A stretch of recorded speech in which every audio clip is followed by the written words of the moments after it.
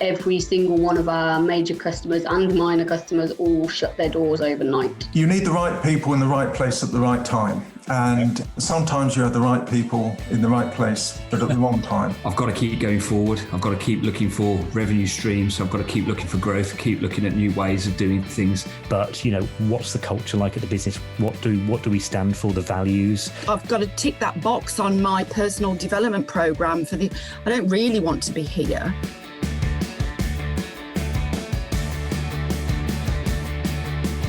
Scaling up a business isn't easy. If it were, we wouldn't have less than 4% of businesses scaling beyond 10 employees or around £1 million turnover level, and less than 1% beyond 50 employees. But the contribution that we make as owner-managers to our economies is immense and should never be underestimated, yet it can be a tough gig for all of us at times. And only other business owners truly understand the challenges that we face. And through ScaleUp Radio, we aim to help make things a little easier. We interview guests who have been where you are now and may have faced some of the challenges that you are facing. And they offer their thoughts and advice on what has worked for them, as well as what didn't. And we've also combined many of the lessons from these interviews and also through working with hundreds of owner managers over the last 10 years or so into a practical scale-up handbook that we've called the Entrepreneurial Scale-Up System, or ESUS. And it's for owner managers like you and me as we navigate our own scale-up journey. And you can order a copy through your favorite online book retailer or by going to all the W's, esusgroup.co.uk, www.esusgroup.co.uk. On this episode of ScaleUp Radio, I talk with Simon Washbrook, and Simon is the founder of Popcorn CRM, a simple-to-use CRM platform designed for small businesses. So in basic terms, it's all about helping business owners to keep track of their leads, their referrals, but all of those prospects that come in, and they do that through developing their own CRM program. And Simon himself comes from a marketing background, and it was his realization that small businesses need a CRM that met their needs and didn't overcomplicate things. And so the idea of Popcorn was born. And in the past 9 years, the company's grown to 7 employees, which includes 3 developers working pretty much constantly on the software itself and its progression. And he's just about to come out with a new version of Popcorn.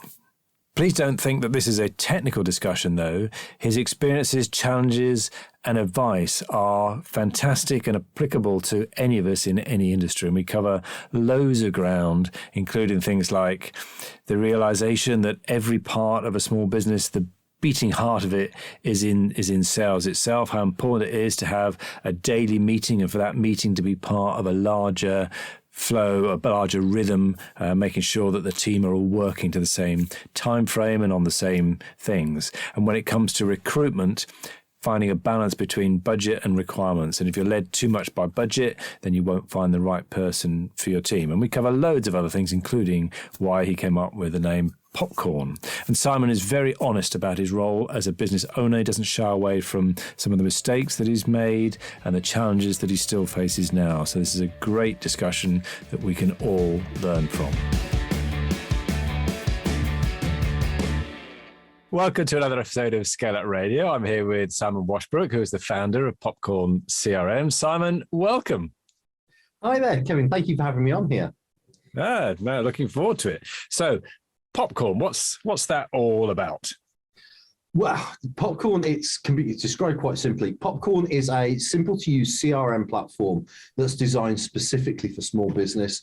Now, what that means, because there's a lot of people that use that sort of language, what that means is we've kind of cut out all the bells and whistles that a lot of CRM platforms have. And we've got just the essential bits of tools in there. So that allows you to track, manage, and nurture all your prospects a lot faster. And what that then means is your sales take off. Okay. So in essence, to give you a bit of a more of a hands-on description of it is, small businesses have leads coming in from absolutely everywhere. And whether that's LinkedIn, whether it's networking meetings, whatever it is, they're just coming in all over the shop. And a lot of them keep them stored in different places. What we do is we give them a really simple and clear visual way to manage them through that process. We've then got the tools in there so they can nurture them through the process, whether that's email marketing, lead scoring, tracking, and prospect identification, all that sort of stuff. But then because they get that visualization and we move people's data from being sort of this anonymous list to being Tom, Dick, and Harry, they see the bigger picture of what's going on around individuals, so they convert them faster. So that's what we do. Sounds great. And it must be a fairly crowded marketplace. I mean, there's free CRMs, there's very expensive CRMs. So what are some of the challenges that you're facing? If I turn that around, if I can, and I would put it to more to what users face. I feel like I'm sounding like a politician now, don't you? I'm glad you asked me that question, but what you really meant to ask me was this. Because it does relate to me, Dorothy. I promise I'm not dodging anything here. What it is customers choosing the right CRM that's for them. So typically there's three reasons people go into using a CRM. Is one, they need to manage the sales process. Two, they need to manage operations, so projects. Or three, they just want somewhere to dump all this stuff in one place so they can always find it and they don't get duplication and that sort of stuff happening. Yeah. If you understand that, it can help you choose the right CRM. Okay. And then after that, I kind of look at it again as there's three levels of CRM you can choose. So these are very quick, simple ways to answer. But you've got sort of that, in sort of the first category, you've got, and I'm waving around with my hands here, I'm glad nobody can see me, but you've got the specialist software. Now, specialist software, that's things like MailChimp, Trello, ActiveCampaign, things like that, spreadsheets, which are brilliant at doing one job. Absolutely spot on it, but they've kind of bolted the CRM on, or people use it as a CRM, but it's not designed for it. So what happens then is they end up having loads of bits of software, things all over the place, and data gets duplicated, they lose sales, miss opportunities, that sort of thing. And then they kind of go, right then, you know what? I'm going to put my focus in on this, and I'm going to change what I'm doing. And they go and jump straight over to the opposite end of the spectrum, and they go and use a bit of software like HubSpot, Salesforce, Zoho, Sugar, those sort of bits of kit, which are brilliant bits of kit, but they aren't actually designed for small businesses. They're actually designed for much larger businesses with layers of management and that need 101 features. And what happened? Right. Yes, they're very good, but for a small business that's been using this simple bit of kit, which takes some seconds to use, it's a huge culture shift. And because of that, 72% of users give up using CRM. So it's just overloaded, too many features, too complex, all that. So that's your two outlying sort of categories. Then you've got the middle sort of category. And that's predominantly occupied by people who, especially software, have bolted the CRM and have grown into it, or people that want to become advanced software and have just bombarded it full of loads of features. And the outcomes of both of those are exactly the same, is they're too complicated and too expensive. So to answer your question, the problem I have is people choosing, I did get to the point, is people choosing the right software for them. So for us, it's about finding people who want to manage their prospecting process, and we've got all these leads, all these prospects, these opportunities, these contacts, how the hell do I turn them into customers? And then it's about finding someone that just doesn't want to waste their time with all the extra features. They want someone who just does the job. So that's our thing, really. Great. So what's your typical client or your ideal client? What sort of size would they be, do you think? Easy way to describe is they go up to a company that's up to about 25 employees. Yeah. We've got one-man bands in there, where the sweet spot really is probably 5 to 10 employees. Yeah. That's where they really get it, because at that point, the owner of the business is usually quite hands-on, and especially in the sales process. So what we do is we give them that we visualize the process for them and bring it all together so they can start stepping back. So whether they've got a salesperson, customer service, but it means that at one glance they can go, that's where everything is. I don't need to stress. I don't need to panic. That's where everything's being dealt with, and that's what we're going to do next. And that chimes with what we know about the scale-up journey and some of the research that we've done with business owners, that at that stage of the business, it's it's finding a way to make sure that you've got a consistent lead generation approach, and that is working for you is the biggest challenge typically that comes out at that stage of the business.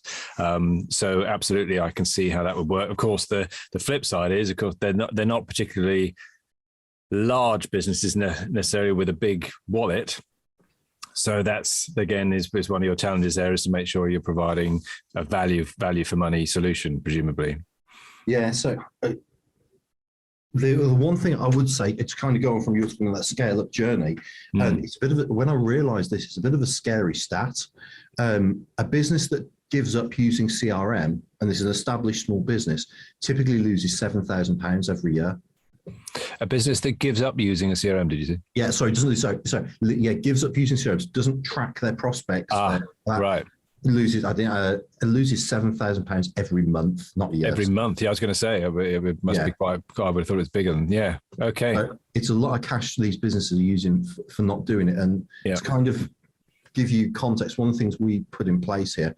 Anybody think I primed you for this? Thank you, by the way. We've put together a promise. Because one of the biggest reasons people, apart from complexity, give up using CRM is the fact that they've been tied into long contracts, so 2 years, whatever it is. There's loads of hidden fees. There's the cost goes through the roof when it just doesn't need to. Yeah. So from our point of view, 30-day rolling contract. So people only stay with us because they want to, because they love us. There's no hidden fees. So what you pay for, you get everything in there. You can choose to upgrade on something, but that is only if you want to use extra of something. Yeah. And no setup fees in there as well. So it's just about going, right then, what stops people from doing it? And we've tried to remove all those hurdles. Yeah, sounds excellent. Sounds really good. So can you give us an idea of the scale of the business? What sort of stage have you got to? Okay, so we started off with a business idea about 9 years ago. It's been an interesting journey. But we came up with a prototype for a couple of years, which we got working. We pushed out into the marketplace and got some great feedback. We did version 1 of the platform, and we're just about to launch version 2 of the platform now. So we've kind of listened to what people are wanting and rebuilt around that. As the part of that process is, I wouldn't say we've stepped back from sales. So the company itself there's 7 employees in total. 7 employees, right? Yeah. We've got 3 devs in there as well. So just permanently working on the platform and developing it. We've probably got about 350 users on the platform. So it's not big numbers, but we wanted to keep those numbers down, ready for this transition to the new platform, because it's going to be, it's going to be good. But we've got where we are now to where we are going to be in the future one. And this is the fact, I'll tell you what, I haven't formally announced this anywhere, really. So have we got an exclusive? You have, actually, yes. Don't tell anybody. Shh. We're working in conjunction with Free Agent, which is the UK's largest small accountancy software. Yeah. And we're going to become their CRM partner. Great. So everything's geared up, ready for this launch.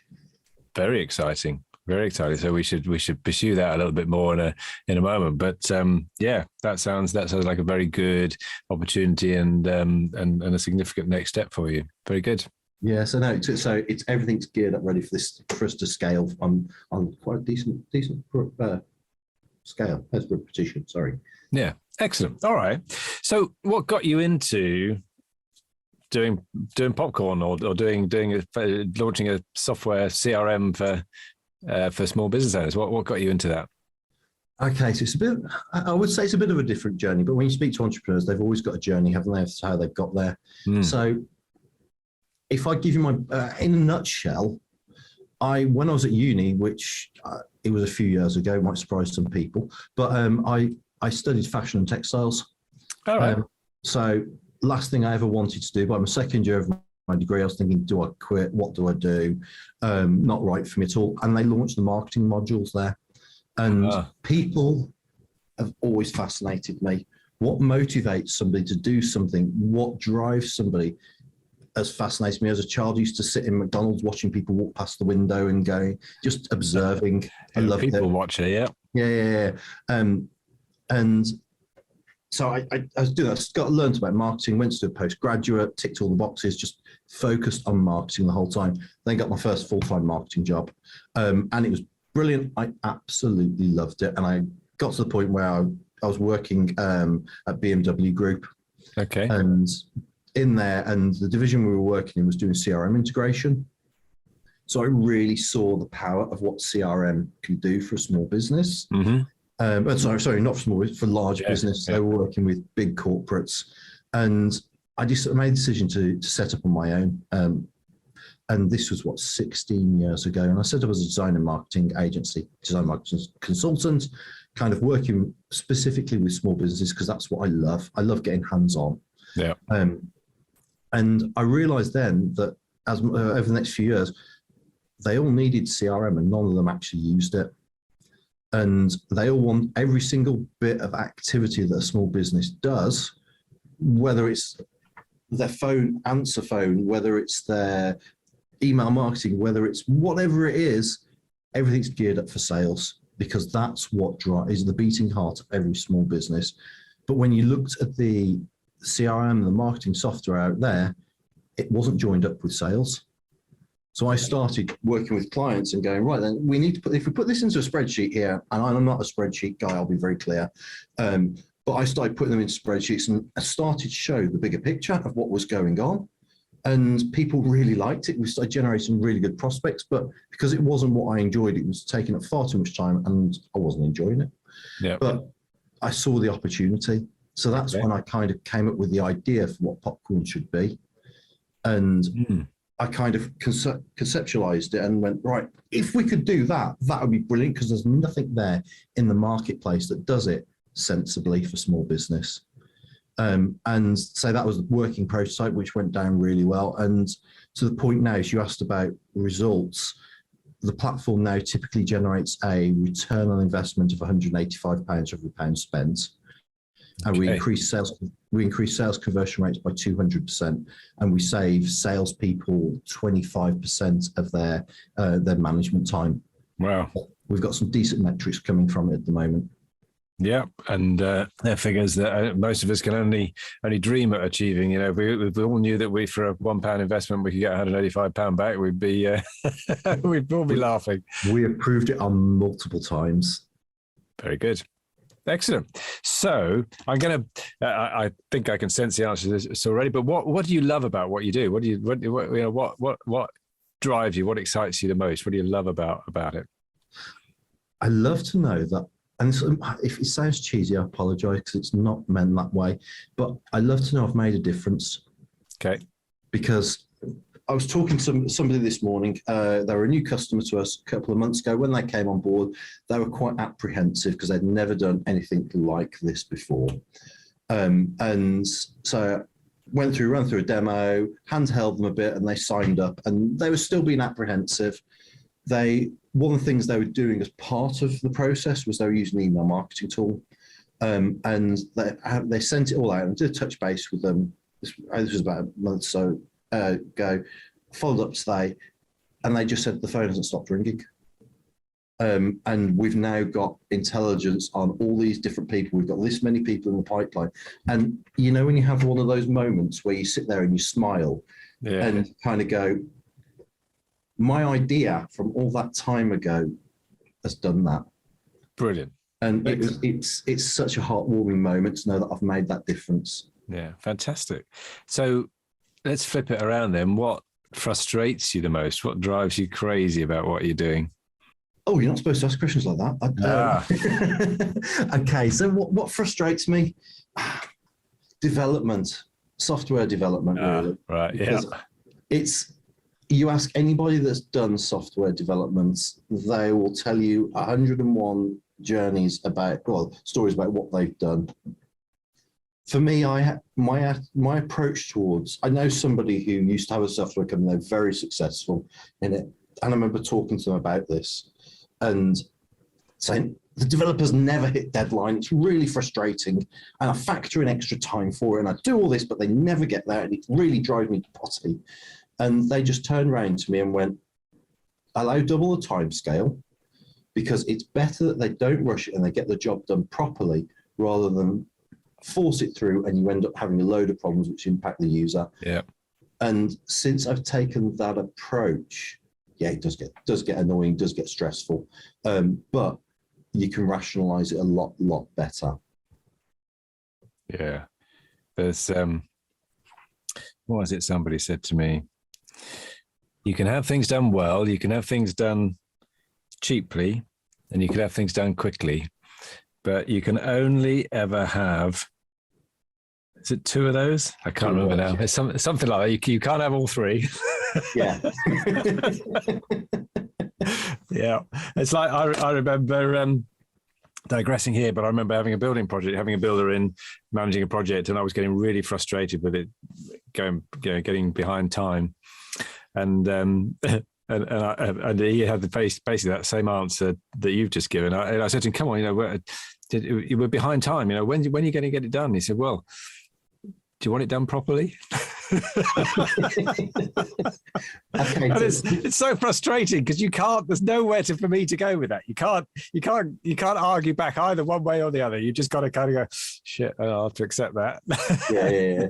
But I tell you what, the one thing, if I was going to talk about a learning from it, and that's a bit of a cheesy phrase again, but the one thing I've learned, and I'm very controlled over now, is project management. Right. Because that moment where you're pulling your hair out, because you've said to the builder, go, how long is it going to take? It'll take 2 months, mate. And 3-4 months later, they're still going on stuff.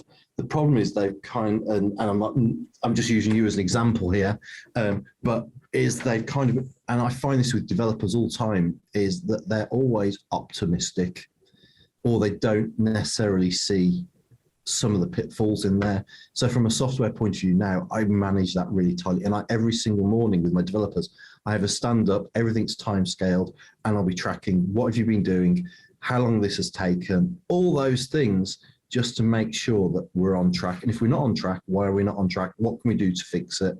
Excellent. And that's been the big learning I've had around software developers, is just be on top of your project management. Yeah, and a great illustration of how powerful that daily huddle or the daily stand-up can be used in the right way.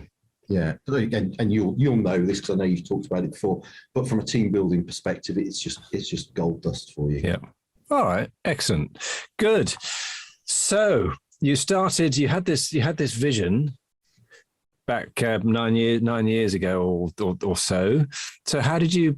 Software development sounds like that's going to be expensive. Did you manage to? How did you fund it in the early days?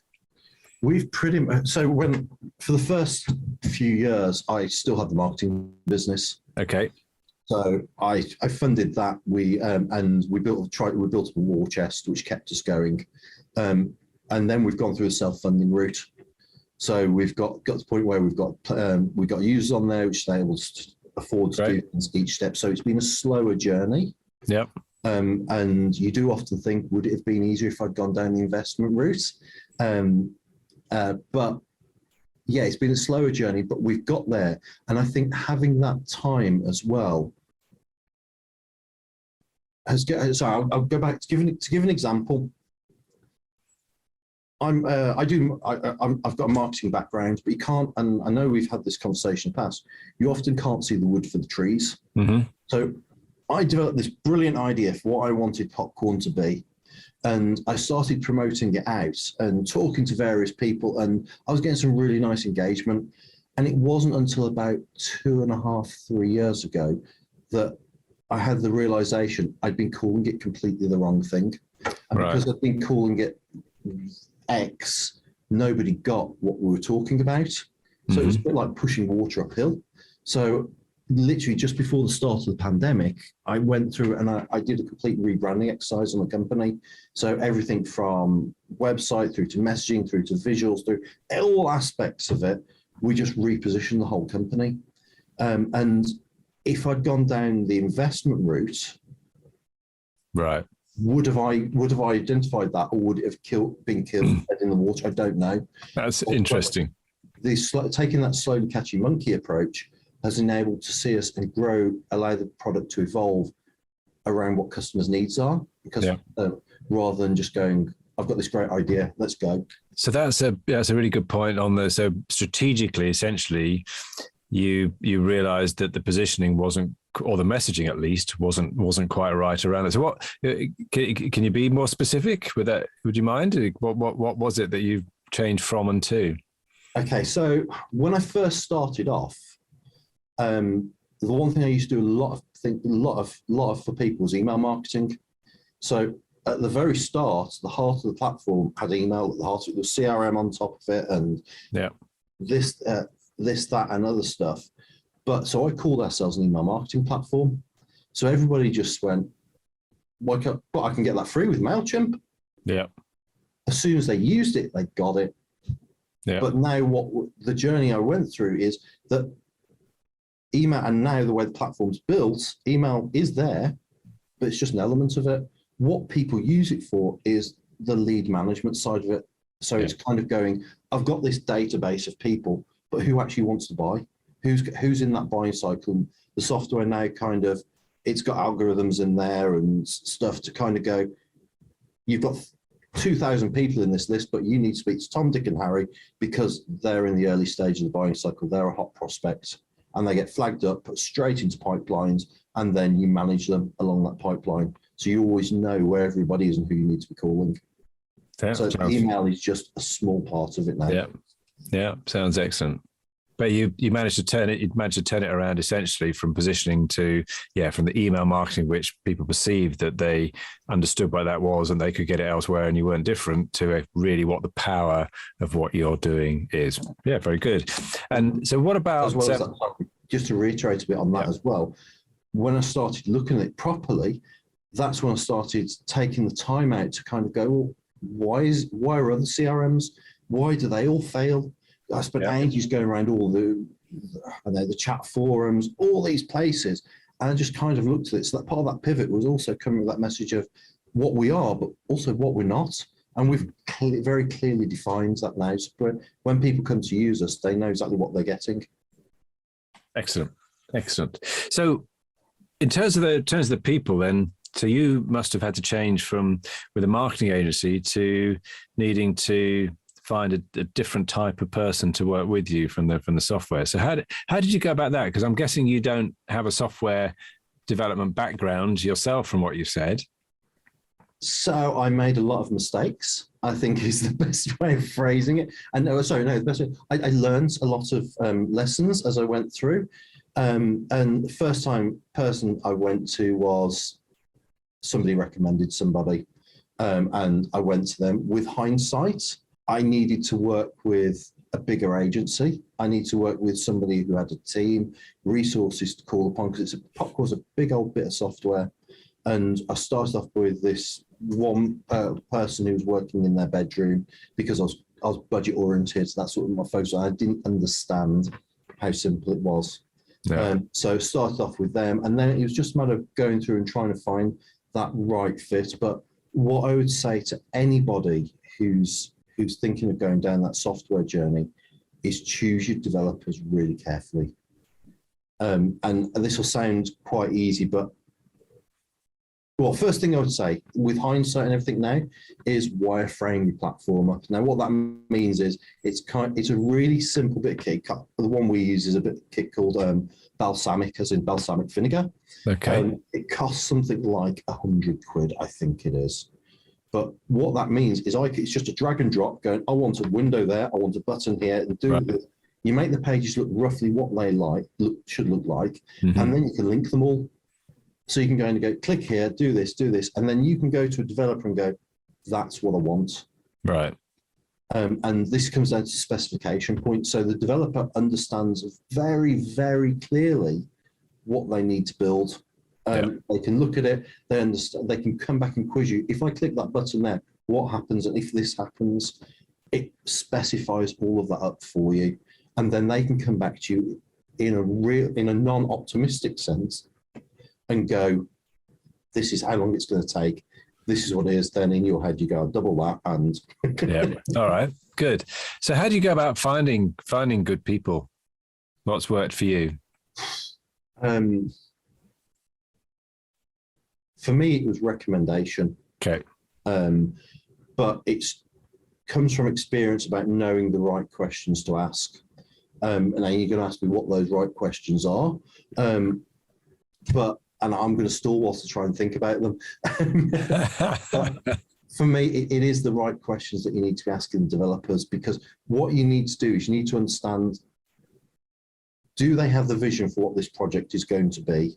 Not just the nuts and bolts of putting it together, but do they understand how big it's going to be, how much support that you're going to need from them, one, to get it built, and two, once it's been launched, can they service you? Because the last thing you want to do is to be jumping from one dev to another devs, because you don't get consistency in code quality then. Yeah. And then once you've done that, go and get references off them everywhere you can. Go and find every bit of code they've developed, find out the pros and the cons about them, and just research them to death to make sure that they're a fit for you. Because the last thing you want to do is jump out the frying pan into the fire. Yeah. Okay. Very good. And in terms of keeping control, you already mentioned the daily huddle, but how else do you manage to make sure that people are sort of doing the right things and doing them well on a consistent basis? Okay, so to use your language, it's all about the rhythm. Okay. So for me, we have a daily stand-up. So I have a daily stand-up with the devs, as I've mentioned, and we're in that, the purpose of that, it's a 10-15 minute stand-up where each dev goes quickly through what they've been doing, what they're going to be working on, any problems, any issues, anything that they need support around. That's the objective of that. We then have a daily stand-up with the team, which is based here in Birmingham, and we do very, very similar sort of thing with those guys then. And it's just about looking at how we can move forwards. But on top of that, then every single person in the team has a focus board. So the focus board sort of covers each single week what their sort of quarterly tasks are, and then we look at every single week what they're doing to move towards those tasks. Excellent. And then in each one, it's kind of going, right, have you achieved that? Yes, brilliant. What's next? No, why haven't you achieved it? How can we get you past to make sure you achieve it? So that's what we kind of do. So you've got essentially a 90-day planning cycle where you're identifying the priorities by individual, and then breaking that down into actions that you're keeping track of on a weekly and a daily basis when it comes down to it. Yeah, you say it far more succinctly than I do. Well done. Very good. Excellent. Okay, good. And we've been talking about sales and marketing. What works best for you in terms of finding new customers? So as part of this rebranding we talked about, the way I used to go about was networking, going to all the various networking meetings and doing it, but I've only got so much time to leverage. Yep.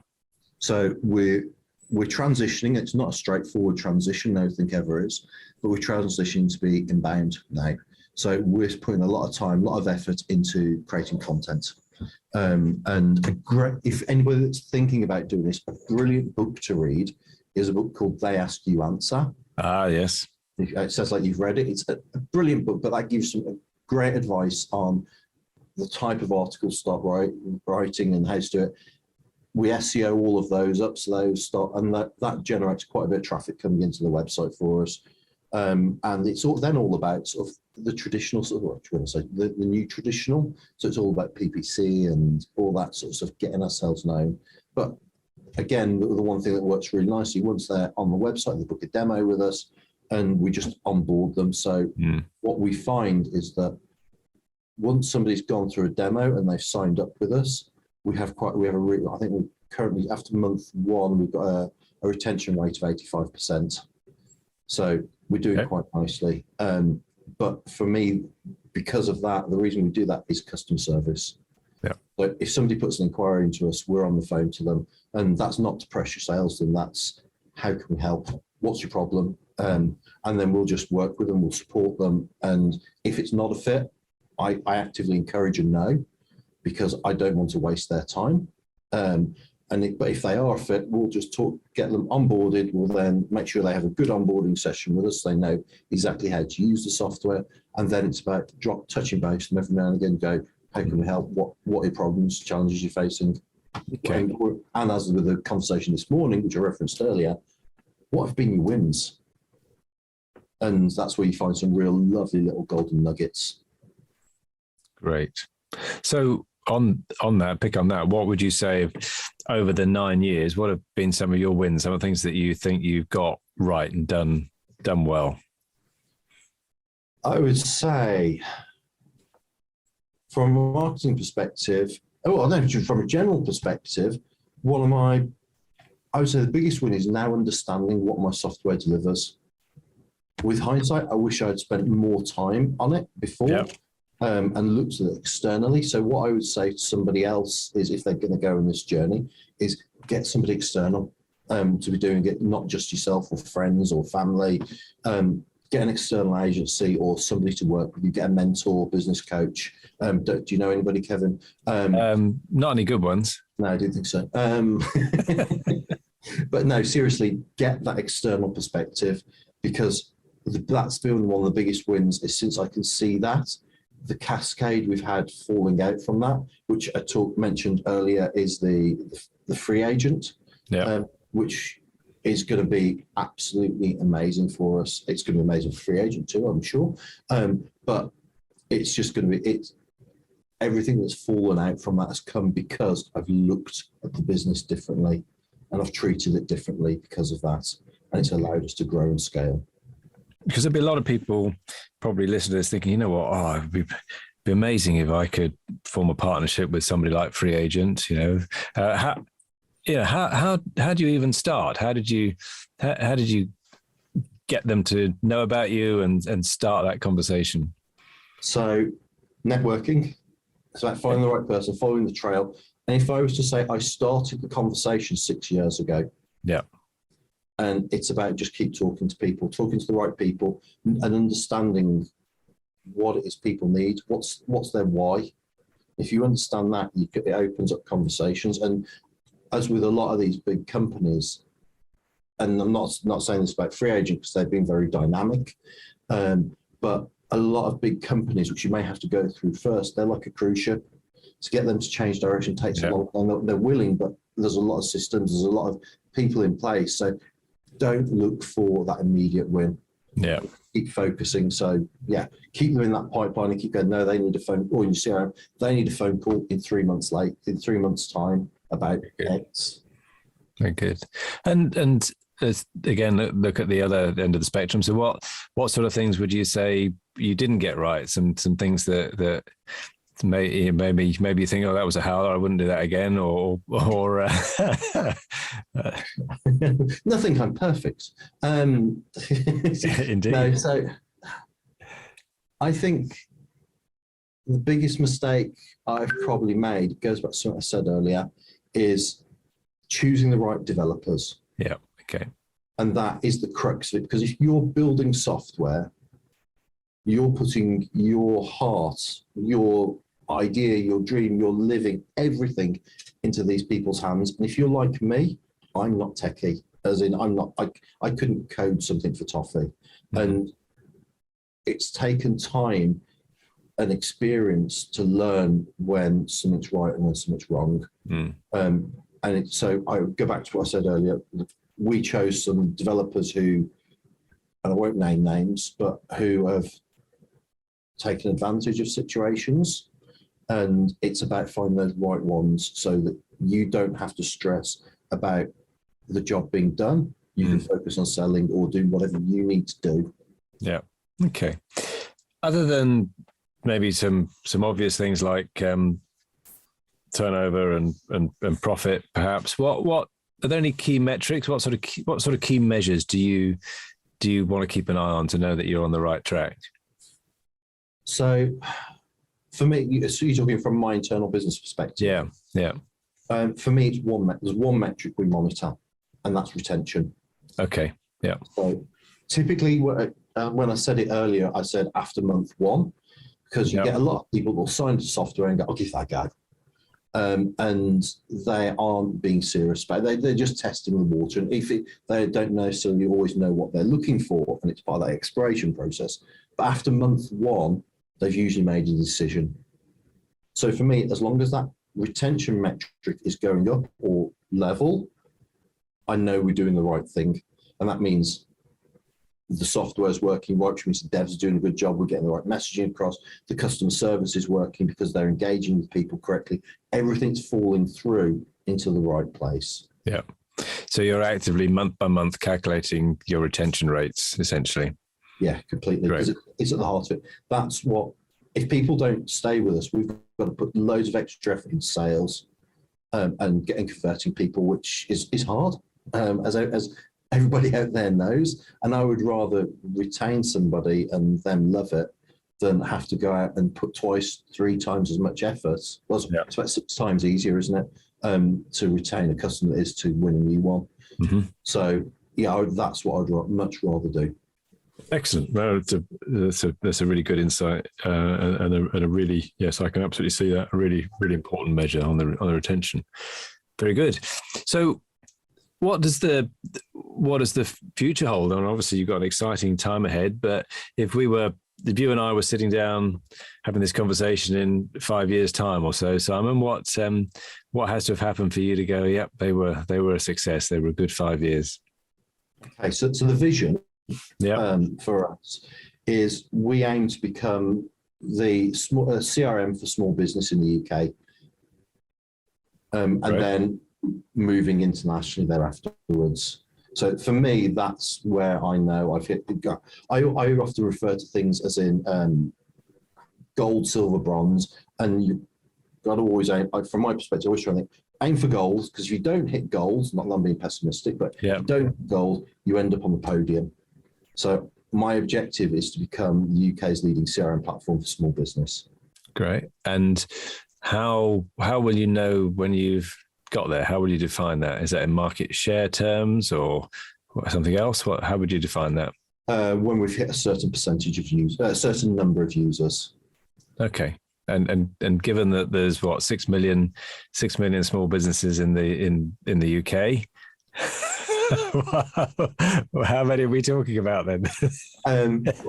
It's quite interesting, and I'm not one for recalling stats off the top of my head, but I could be way off the mark here.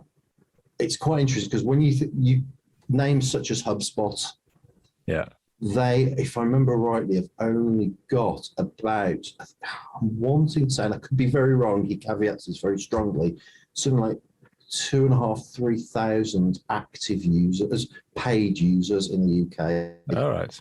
Now, I could be wrong on that figure off the top of my head, but what we've done is we've looked at some of the key, and I did this several months ago, which is why I can't remember it, but we looked at how many active users all of the key platforms are, and we sort of found that point where we know we need to hit. Great. Good. So you'll know absolutely, be able to measure absolutely whether or not you've got there. Very good. Yeah. All right. So a couple of questions that I like to ask everybody at this sort of stage, and we've covered some of these actually, but we'll just go over them again. So if you could go back to your younger self, what would your advice be? There's 2 bits, but no, not to myself, because I would say there's 2 bits of advice I'd give to a young person. Is one, never give up. If you've got a dream and you know something's going to succeed, never give up, because there's so many people to stand in your way. You've got to have that belief to keep pushing, keep driving. So that's one thing. And I've always liked to think I've got perseverance, or I'm stubborn, depending on how you want to be. So don't suppose I would naturally say that to myself. But the one thing I would say, which is kind of related, is as a younger child, is believe in yourself more. Doesn't matter what other people say. Believe in yourself. Know that you can achieve it within reason. Obviously, don't be unrealistic, but excellent. Okay, good. And you've already mentioned one, but what book or podcast would you recommend? So you mentioned They Ask You Answer, which I think was Marcus Sheridan. It is, yeah. Okay. And I'll be very honest. I tend not to read too much, but one of the things I do quite a bit is I spend quite a bit of time watching TED Talks, things like that. Yeah. So one of the ones and it's quite a common one, but the guy that got me into watching TED Talks, if somebody doesn't watch them out there, is Simon Sinek. and it fascinated me. Here's one all about managing millennials. I've seen that. Yes. So it was a very good talk. It goes, and if you think about what I said at the start, as in what fascinates me is people's motivators. Yeah. That completely keyed in with me, and it just the idea that I can sit down and have a snapshot of 10 minutes of something, and then I can go down and drill into it. That's what I really would recommend to anyone. Yeah, and I'm sure anybody listening can find that simply by searching for Simon Sinek and managing millennials. I'm pretty sure it just comes up when you search on that. Yeah, it's viewed, I think, 1 or 7 million times. Yeah, very good. And you mentioned something that again resonated very much with me when you were saying that people end up with lots of different bits of software or apps or whatever else to do specific tasks, and then finally they've got all of these things stuck together by Band-Aid or whatever else, and there comes a time to consolidate it. What sort of, other than obviously Popcorn itself, but what sort of bits of software or apps have you found to be particularly useful? You mentioned a couple actually, with the wireframe, I guess would be one of those. What other sort of things would you? Yeah, so Balsamic's the wireframing software. Balsamic, yeah.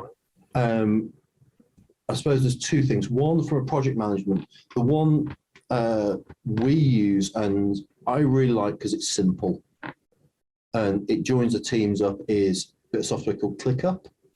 ClickUp, okay, yeah. So we really like that. It's great, it's simple, everybody can use it, and it follows the same similar mentality to Popcorn. Actually, it's all about boards and dragging and dropping and be very visual. And the other one I would say, which for anybody that does graphics, and we used to use Adobe all the time, so Photoshop, Adobe, yeah. But we've discovered a new one called Affinity. Well, not new, it's been around years, but Affinity. And they do pretty much exactly the same as Photoshop and all those things, but not without the extortionate price tag. So again, following Popcorn's mentality, simple, sensible pricing structure, not tied into contracts with it or anything. And great bit kit. So that's 3 I'd recommend: Balsamic, ClickUp, and Affinity Designer Photoshop. Those ones. Perfect. Very good. Very good. So I think that's been a really good conversation. Lots of really good practical tips for people and a great insight into your journey. If people would like to get hold of you, Simon, or of Popcorn itself, what's the best way for them to go about doing that? 2 things really. The main one I'd say is go to our website, which is popcorncrm.co.uk. I'll say that one again. popcorncrm.co.uk. Is that popcorncrm.co.uk? Yeah. I don't think you quite said it right. It's popcorncrm.co.uk. Just good. So that's the main one. And if you go on there on the homepage, if anybody's interested in finding more, there's a great 60-second video which shows what we do, but underneath there's a book a demo button or get started at the top.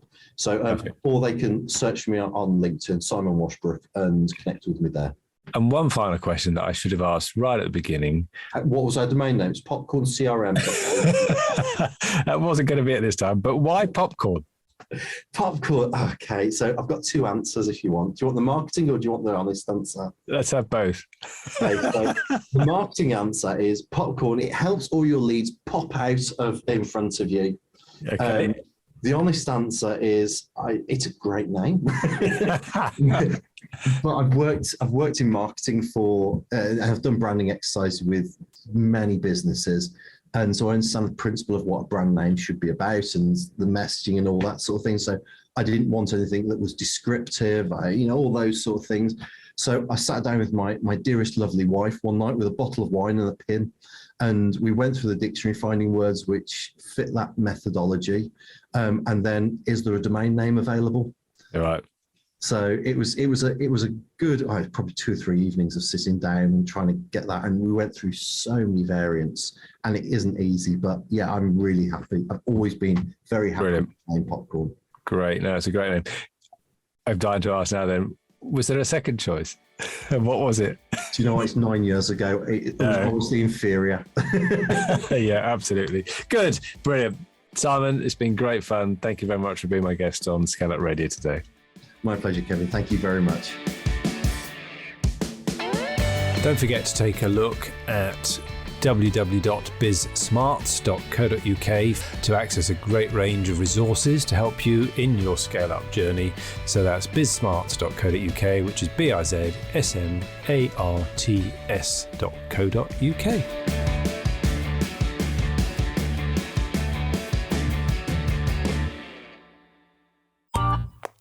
This has been a Monkey Pants Productions podcast.